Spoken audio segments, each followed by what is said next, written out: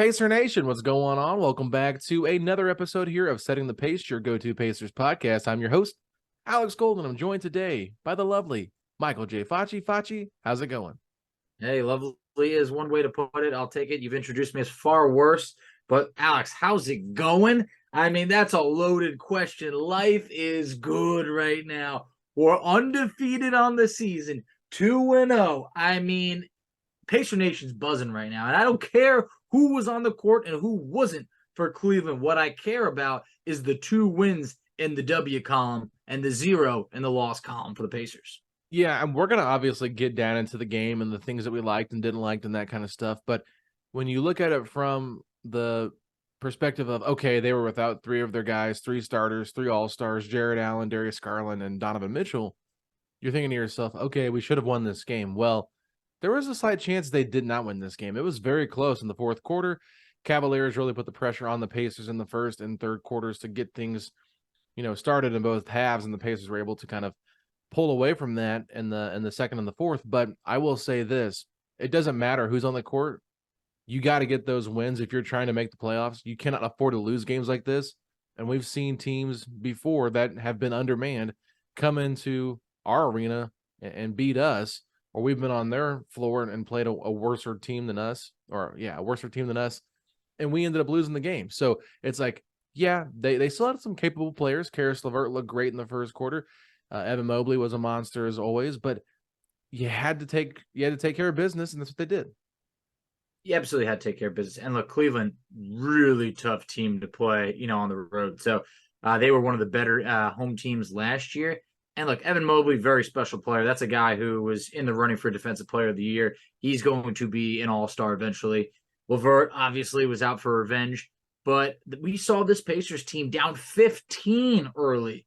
So I had a really bad feeling in my stomach to just be like, we're playing down to the competition. Like clearly they overlooked the Cavs with, just like you mentioned, no Mitchell, no Garland, no Jared Allen, and this is what we get for it. But the reason why I don't care about who we played is because the Pacers were tested in this game, whether it was being down 15 or, like you mentioned, when the Cavs came pretty much all the way back in the end, the Pacers responded.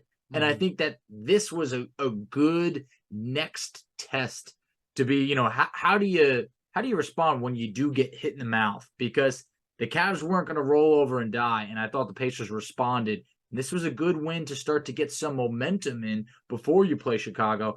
We'll get to that later on, but Alex, there was a lot to dissect in this game to be happy about and some stuff to be a little bit worried about. Yeah, I think you're going to hear this reoccurring statement all season long, but there is strength in numbers. And this Pacers team's depth is their best attribute that they have moving forward. The Pacers basically have 3 starters from last year coming off the bench. These guys know what it's like going up against the best of the best in the league.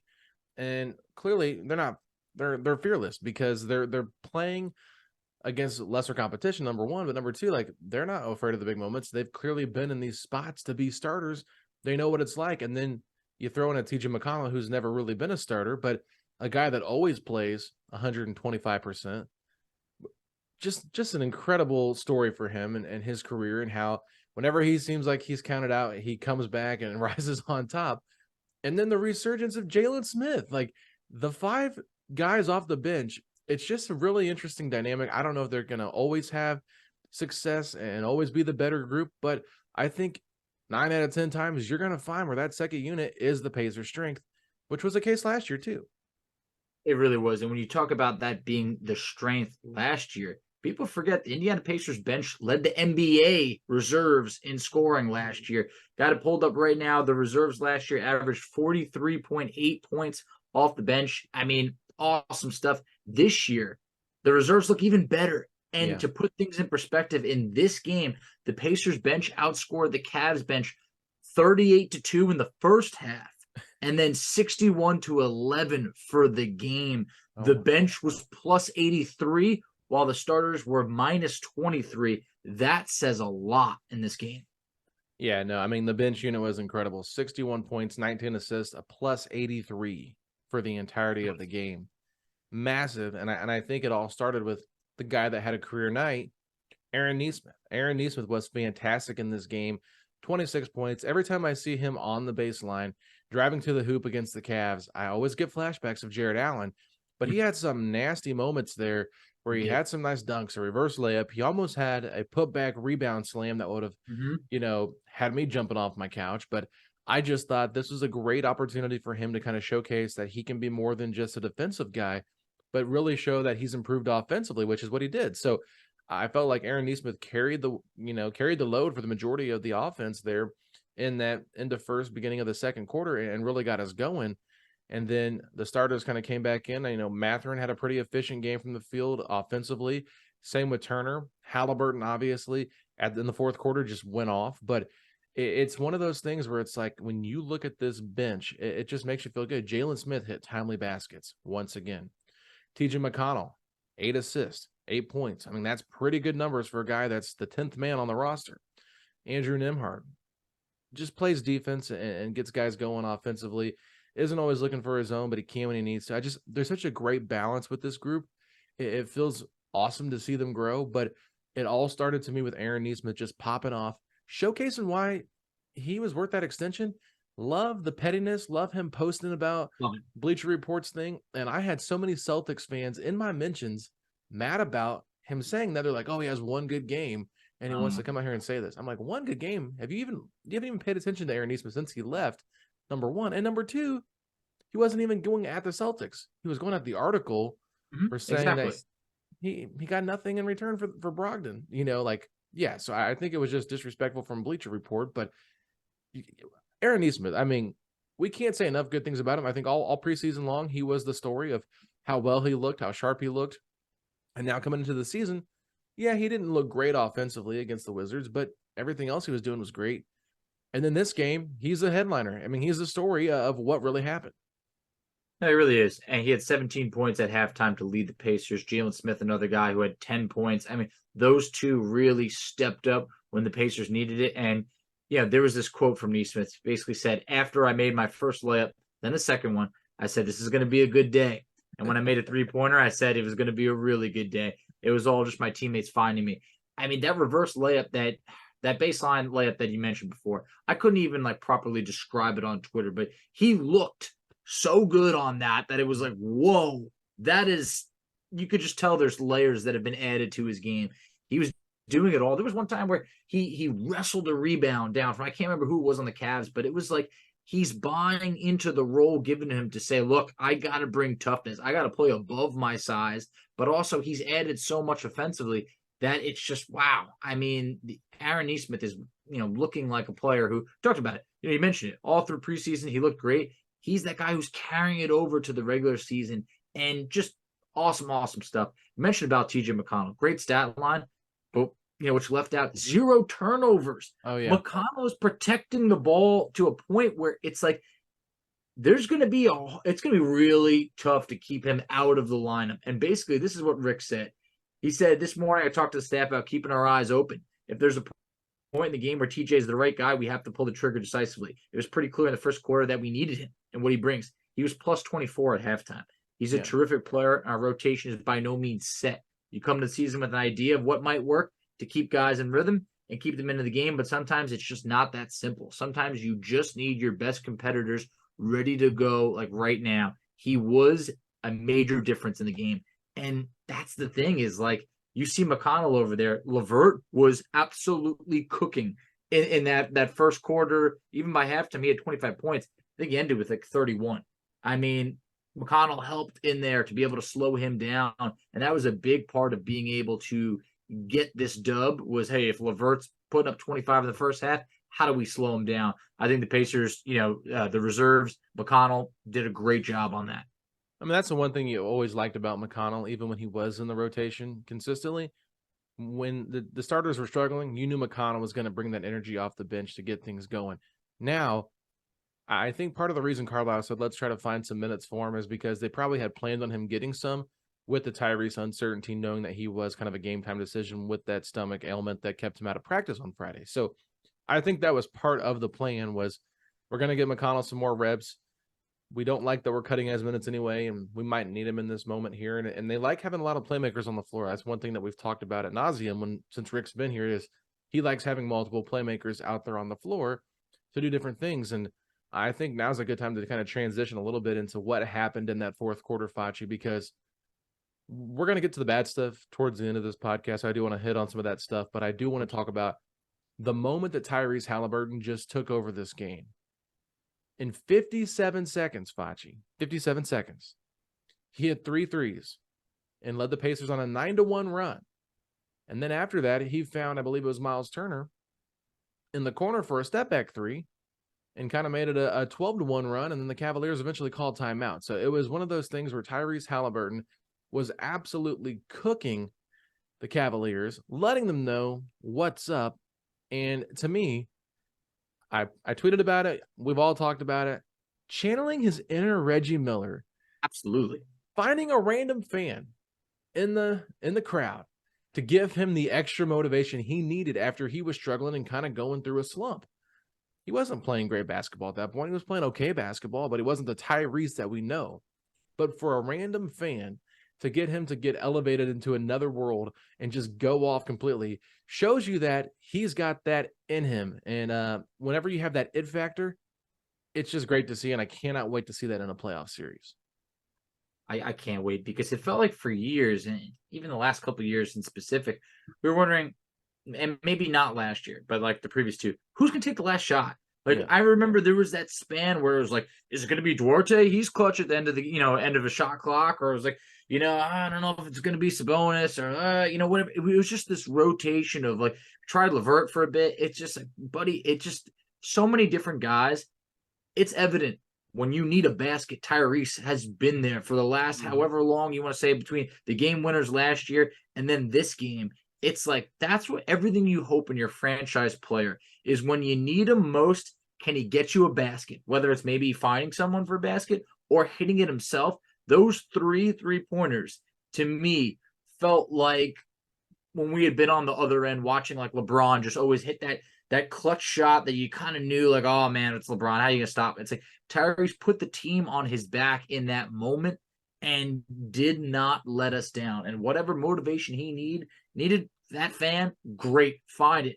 Find whatever. We've heard Tom Brady find something so minuscule, and basically it's just like, all right, hey, you know what? That's that fuel that I needed. In this scenario, Tyrese did what he had to do to get fired up, and he did not let his teammates down by any means. It was awesome to see. And after years of just kind of being let down in that clutch moment, we have our guy who's got ice in his veins, and I love every second of it. Yeah, and I think what's really cool is the very first 3 that he took was at the end of a shot clock, and it was an assist from Andrew Nembhard. And the very next 2 plays that he hit threes on, Andrew Nembhard set some nasty screens to give Tyrese just enough separation to get those shots off. And I always go back to the chemistry that Andrew and Tyrese had last year together. They fit perfectly together. Bruce Brown is a new addition. He's a good defensive player. He's going to help this team, and I liked him with that closing 5 because of his defensive versatility. However, I think that you're kind of seeing how Andrew Nembhard just kind of fits in with that group and what they can do, because offensively, Andrew is just a gifted playmaker that sees the floor well, and he just does things the right way. We don't necessarily see players like a Ben Mathurin set a screen for a Tyrese like the way Andrew Nembhard can. That's nothing against Ben. It's just the way that he plays it. Stylistically, I just feel like Andrew's more fundamentally sound and just kind of has a better feel for the game all around. So it makes sense to kind of close with the starters from last year, but in replacing Buddy Hield, you have Bruce Brown, which is what we've talked about a lot, is probably their best defensive lineup with Tyrese out there. We threw out Jarris Walker as a potential piece, but we're like, down the at line, this point, he's a rookie, so not yet.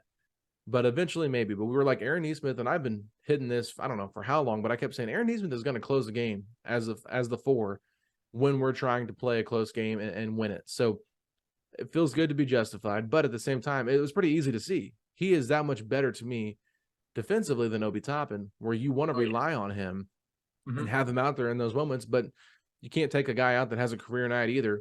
So he did earn it. It wasn't just like Rick trusted him over Obi. It was more like he earned it in that game. So I'd like to see how the rotation shakes out moving forward, but I feel like we're going to be seeing a lot more of that unit. I think so. And right now, I mean, we talked about some of the good stuff. There's also going to be some of the bad. It's just like Yeah. in the starters together, we know that there are some weaknesses defensively. If Yeah. we just Real quick, before we get on to this, can I tell you what the numbers were for that lineup last night against the Cavs? That Sure. closing five. So they played 7 minutes together, and I think they went in together with like 5 minutes and 42 seconds left in the fourth. They outscored Cleveland 18-11 to win the game. So that's good. Held them to 11 points the final 6 minutes, basically. Now, in 7 minutes of total play in last night's game, they had an offensive rating of 166.7, a defensive rating of 78.6, and a gaudy net rating of 88.1. That group in 7 minutes completely dominated Cleveland throughout that game. It's only 7 minutes of a 48-minute game, so I'm not reading too much into it. Yeah. But for that game, that lineup was special, okay? I wanted to get that out there because I wrote that in the article at theblueandgolden.substack.com where you can check that out. But you're right. That starting lineup, we've got some problems. We do, and there was a great stat that you shared. It's just, man, if you just want to talk about just the first quarter, the Pacers are currently through 2 games, giving up 38 points per game in the first quarter. That is insane. They're also giving up 33 points per game in the third quarter. That's really tough. I mean, it's really tough. The second quarter has been where the Pacers have come alive. I mean, in this game, the Cavs shot 19% and only made 4 field goals in the second quarter. They scored 12 points. Yeah. I mean, that was a huge turnaround in this game. And I wonder what the Pacers are going to do to try and, figure this out a little bit, because you're talking about you're giving up 38 points per game. The teams that you played with, the Wizards and the Cavs without 3 All-Stars, not a great sign, but definitely something that we know needs to be addressed. Well, we had our concerns with the starting lineup, and that's kind of why I was like, well, I think it kind of makes sense to start Andrew instead of Bruce, just because him and Tyrese fit better together. But I really don't think Bruce is the problem. No. I think that it really comes down to how do Obi and Buddy grow defensively, or excuse me, Obi and Ben, not Buddy. Obi and Ben, how do they grow defensively? So it's tough. I was doing some digging, Facci. 22 minutes they've played together this season in 2 games. Small sample size, not going to read too much into it. I think they need more time to get chemistry. That to me is the main thing. But individual defense, that's going to have to just come naturally. It's not going to be one of those things where it's like, oh, they're not gelling as a team. As a unit, they can't figure it out. Well, no, it just really comes down to individual defense. But them as a starting 5, they have played 22 minutes together. It's been bad. They've been 110 offensive rating and a woeful 132 defensive rating. They are a minus 21.8 net rating in 22 minutes. So that, Rick Carlisle said it the last 2 games in the post-game press conference. Yeah, we got off to a rough start. But if you go back and look at the last preseason game, he praised that unit and said he believes in that core strongly, especially offensively. So I don't know what happened, but the defense was just not good overall. And I think that as they continue to get more chemistry together, kind of get more familiar with how they want to run things and what they can do, like, this sounds stupid, but it's like, you're trying to trust someone to do this and do that, and you can have communication with somebody, but if you're not used to having that communication with them, then it takes some time to build that chemistry. That's why Andrew and Aaron built that with Miles and Tyrese last year, so they understand, like, okay, when he says this, he means that, and vice versa. So they're able to converse out there and know what everybody's meaning. Now you throw Bruce in the mix, who's new. Obi's new, he's to the mix, and of course Ben is in his second year, and defense is not one of his strong suits. So it is a very tough spot for this group to be in to have success right now. But I want them to get more of a sample size together so we can really get an idea of, hey, is there something here or not? And now, so I can't remember who it was, but someone posted some Benedict Mathurin miscues on defense yesterday where he just kind of got lost a few. It was tough to watch. It really was. Watching it back was just like he lost his man for like a solid 8 seconds on the clip that was posted. I'll have to find it.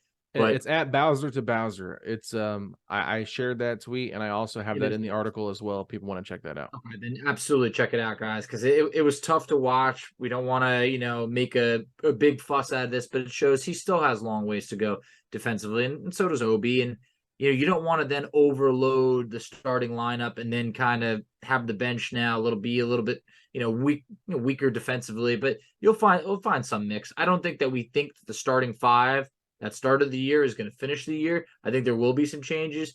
But at the end of the day, we are still fortunate to be 2-0. I think we talked about it last time. We were like, is Ijax the 10th man or not? Is it just how it went out? No, didn't see any minutes in this game. McConnell was that, you say the 10th guy, whatever you want to say, if the Pacers were rolling 10 deep. So I think we're starting to learn a little bit more about this team. But we talked about it a little bit before, but Jalen Smith, just want to give the quick tip of the hat. Or ask you, Alex, is the 3-point shot back for Jalen Smith? Because it looks good right now.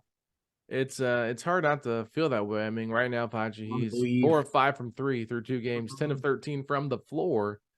You want to hear his per 36 numbers? I want to hear. Oh my God, I saw it and it was absolutely ridiculous. 76.9% from the field, 80% from 3, 15.8 rebounds, and 29.3 points. Goodness gracious, this man has been. So I'm just going to read my article here for a second because I just wrote this before we came on here, so it's in my head. But I said, I know we call him Sticks, but I think we might want to change that nickname to Mr. Efficient because he has been putting in the work. And I feel like every time he takes a 3-point shot, it's going in. It looks really good. It does. He never had a start like this last year. Like last year, it started out bad from 3 and it finished, I don't know, maybe worse. Or at least as bad. So what we're seeing right now just looks like a guy who's looking confident in his 3-point shot again, because there was a span last year, it felt like he just stopped taking them. Yeah. So I love what I'm seeing right now, from 3, just overall from Jalen Smith's play. It just feels like physically looks a lot stronger, mentally looks a lot more confident. There's not one thing I can complain about Jalen Smith. Keep it up. Awesome stuff. And then once again, our point guards. I talked about how TJ McConnell had 8 assists, 0 turnovers. Tyrese Haliburton had 13 assists, 1 turnover. Yeah. I mean, 21-1 assist to turnover ratio between those two guards. The first game I highlight, I can't remember what it was. It was amazing the first game. It was like a 3-1. They're protecting the rock as good as one could possibly do it. So just love what I'm seeing. And then obviously Nembhard, I mean, even he had a 4-1 assist ratio. And overall, I mean, that's 36 assists for the Pacers. They're averaging 37 assists through 2 games. The ball movement could not be any better than what we've seen so far. Yeah, I mean, I think we ended up taking 48 shots, or making 48 shots, I should say. We had 36 assists on 48 shots. Unbelievable. That's 75% of our shots were assisted on. Amazing. So you're not seeing a lot of guys just dribble and shoot and make baskets. You're seeing a lot of ball movement lead to shots. And that's the style of play that's going to help this Pacers team get out and be efficient and be the best version of themselves. So, yeah, I think that you brought up some good points. So talking about the defensive woes of Benedict Mathurin, it's tough. And nobody wants to hear it because everybody's rooting for Ben. But I think these are great learning points for him. Say, okay, let's go to the film room. Let's watch what happened here. What were you thinking? Okay. If you go back and watch that clip from Bowser to Bowser, he ends up getting on Strus and he watches the ball the entire time. And there's a little action. Okoro drives to the basket. Tyrese Haliburton's on him. Turner kind of plays a little help side there. They almost have him trapped right around the baseline by the post. And because Mathurin wasn't even paying attention to Strus, he just backdoor cuts him right down the middle of the paint. Okoro gets a safety valve right there, makes that pass. And then Max Strus slams down a 3. And by the time Strus had the ball, Mathurin just realized it. So Mathurin basically saw that whole entire thing from the top of the key and got to see the guy he was supposed to be guarding just completely throw the ball down with no contest. And then the very next possession, he's guarding Strus. Strus comes around a bit of a curl, I guess you could say, off of Mobley, who had the ball at the right side of the wing. And he backdoored Mathurin to get wide open. But because Mobley had the ball at the top of the key, Turner was playing off. So Turner had time to recover, help Mathurin, and he ended up switching on to Strus. He tells Mathurin to go out and get Mobley, so Strus has the basketball. Turner steps up, prevents him from getting a basket. Strus then retreats to the three-point line, kept his dribble. Turner is communicating with Mathurin. Hey, switch back. You go back to Strus. I'll get Mobley. Just communication right there, right? Just trying to communicate and say what's going on. Mathurin reacts late. Mobley backdoor cuts Mathurin, and Strus hit him on a bounce pass, and he had a dunk. So it was just like back-to-back possessions. He got backdoored 3 times, and it was just not good. So I think that the one with Turner, like there might have been a little bit of confusion on that one because Turner was telling him to switch, and he was overthinking it. But the one where he just stood there for 8 seconds and watched the ball, that is the problem that we're going to have with Mathurin. He might be a solid on-ball defender if the guy has the ball in his hands. How is he as an off-ball defender? That's where he's going to have to really step up and grow, because right now it doesn't look promising. No, it doesn't. And he had those same woes last year at times of kind of just, I don't know, spacing out, being delayed, whatever it may be. So that's something to keep an eye on. And I know he really, he talked about when he came on our show and he said it all. I want to be a great two-way player. Definitely have some ways to go, but you like that he acknowledges he's got a long way to go. So I think that'll take some time. But an unrelated note, we saw Bruce Brown be on fire the first game, 24 points. Then we saw, something a little bit different. I mean, just 6 points, but it's great to see, and doesn't hit a 3, just 1 attempted. Great to see the Pacers don't need Bruce Brown to have 15 to 24 points, anything like that, to be able to get a win. And I think that that's awesome, because it could set false expectations to say, wow, because he's paid like an all-star, he might take that leap. We don't need him. We never needed him to be a 20-point-per-game scorer. So it just shows how deep this Pacers team is. And then got to show some love for Miles Turner. Turner with an awesome performance, 20 points, 12 rebounds, had 2 blocks, did it on 7 of 14 shooting. It was a little bit quiet in the first game. I thought this was a really good Miles Turner performance. Offensively, obviously, Evan Mobley, really good player. I think that there was definitely some struggles at times. Mobley goes off for 33, but for Turner, I thought this was a real good performance to say that, hey, he's not just going to be lost in the shuffle this year with the amount of talent on this Pacers team. Yeah, I mean, I thought it was a great point. Evan Mobley's tough. Evan Mobley's a great player, and he's going to be a really good people can say, "Oh, how did Turner let him do all this?" Like, look, Evan Mobley's just really good, and he had a lot to carry on those shoulders last night with all of the guys being out. It was kind of him and LeVert carrying the load, and then the rest of the guys were kind of just scoring when they could. But overall, I thought that Turner having a double-double, that was great. But also getting in that 5th foul with like 3.5 minutes left in the 4th quarter, that unit was playing pretty well. You need Turner out there to close games because he is the best center that this team has. He played through the fouls, and he was able to make some big timely baskets. We talked about that step-back 3 that he hit in front of the bench. He also had like a 13-foot jumper that he hit about 2-3 possessions later. So that's great. He also, I think he had 12 rebounds last night, if I'm not mistaken. Yep, it was. So 20 and 12. Like, if he wants to consider himself a top 5 center in the league and he wants to be an all-star, he's going to have to make sure that he can get more effective on the glass. And I think absolutely, I'm keeping track of how many double-doubles he gets, because I think if he can at least get close to like 50 or 60, you're talking about a guy that's going to be averaging a double-double. You want to see that. You don't want to see him have too many games where he's under 5 or 6. He needs to be at 7 to 8 every single game, potentially in the 10 to 12 range if he can.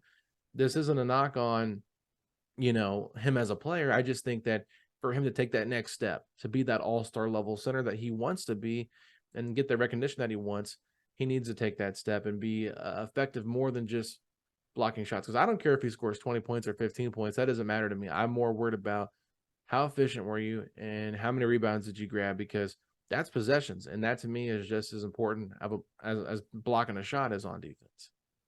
Yeah, absolutely right. I mean, so far, 8 rebounds first game, 12 in the second. Hey, it averages out to 10 rebounds per game through 2 games. He's averaging a double-double. He's averaging that double-double. So awesome to see. I mean, even if Turner can average 8 rebounds on the year, 9 rebounds, that would be not only a career high, but that's what this Pacers team needs. So I think that would be awesome. We don't need him to average 20 points per game. he averages 15 points per game. That would still be the second best mark of his career. So behind only last year. Yeah. So I thought we saw enough to be encouraged about in this game. Still some stuff to be worried about. But at the end of the day, we don't want to overreact. One thing I got to shout out, and I probably feel bad because I probably should have acknowledged it, but someone had like one of the worst takes I've ever heard before on Twitter. It was like this Pacers team, like, I'm not hyped at all. Like, Carlisle's got to go. He's too old. He loves Nembhard too much. He's got too much faith in like Bruce Brown and Nesmith. I was like, what? Like, what are you saying? Like, first of all, we just extended Carlisle. We're 2-0. Like, there's a lot to like about Nesmith, Nembhard, and Bruce Brown. Like, it was like those are literally three of the best defensive players that we have. So it's just like it felt like there's always going to be that group of fans where it feels like the sky is falling because we might have barely beat a Cleveland team without some all-stars. But guys, we're 2-0. Let's be happy about it. Know that, yeah, we're not there yet, but let's continue to take some steps forward. We're about to play a Chicago team that had to hold a players-only meeting after game 1. I mean, like, that's not us right now. We're having fun. These guys like playing with each other, and I think that they're going to continue to build on this, develop that chemistry, and, of course, we hope tighten up defensively as this year goes along. Yeah, I think there's been some people on Twitter that are always trying to find the negative in every single aspect of the game and of the franchise. And with that, people, why waste your energy? I find the mute button very appealing to me on Twitter. The more and more I find these people in my comments, and I just like start scrolling through. Sometimes when I get notifications, I look through at a comment and it'll say account muted, view to see post. I'm like, I'm good. I'm just going to keep scrolling because I usually know it's the same 2 or 3 people that are always in there. Some of them don't even follow me, but they come in there and they want to comment on everything that I post and post something negative about the Pacers or Rick Carlisle or Mathurin or Nembhard or whoever. And it's just like, hey, if you want to be negative and do all that, that's your own business, but it doesn't do you any good. It's good to enjoy. Like, basketball is fun. It's like we're having a fun time talking about this team, watching Tyrese Haliburton take over in the fourth quarter, watching Miles Turner hit step back threes in front of the team, watching Aaron Nesmith dunk all over the Cavs multiple times. Like, that is fun to me. It's not fun to me to sit there and say, well, this isn't very fun because we're playing a team that's weak. Okay, well, if that's what you want to do, then find something better to do with your life if this is not fun to you and you hate everything about the Indiana Pacers in basketball. Because if you're just doing it to troll on Twitter, I mean, you're not messing with me. You're not wasting my time. So you're not going to bother me. You're not going to upset me. I just think it's ridiculous to be so adamant that you're against something. Just find something else to do. I mean, 2-0.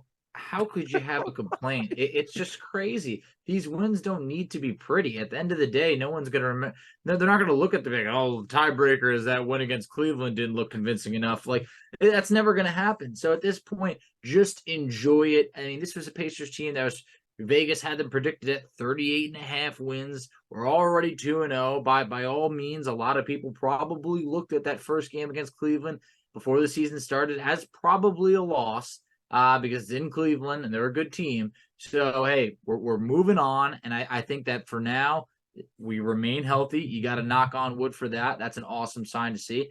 And I think that we just have not by any means played our best basketball. I think offensively, yeah, we are a real good team that you can't take lightly anymore. We talked about it, but I truly think now teams see the Indiana Pacers on the schedule. You better be ready to run, and you better be ready to try and put up, 125 plus points against us, because that might be what you need in order to walk out with a win, because we can score with, I believe, the best of them. For sure, Facci. I will ask you this. Do you know the last time we started out 2-0?